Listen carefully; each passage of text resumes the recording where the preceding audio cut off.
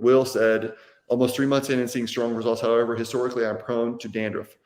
When I dry brush the top of my head, I see a lot of white flaking. Could be dry topical, but I doubt it. Anyone have tips or products to help migrate dandruff that isn't a shampoo? Okay.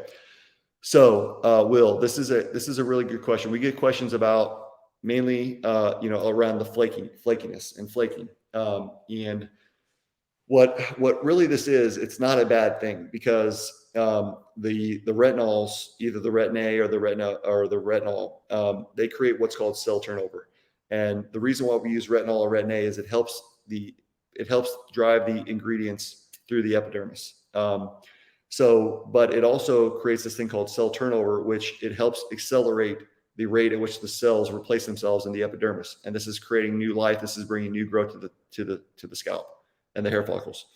So that's why you're seeing the flakiness come off. And that's why it's so important to use the SM brushes with the shampoo. Like the whole system is designed to be used together.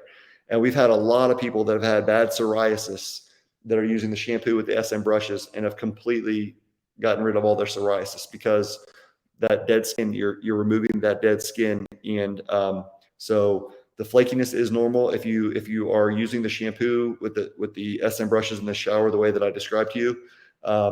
The flaking should be very minimal and shouldn't have flaking. But if you're having flaking during the day, that means that you're probably not brushing enough with the shampoo in the shower.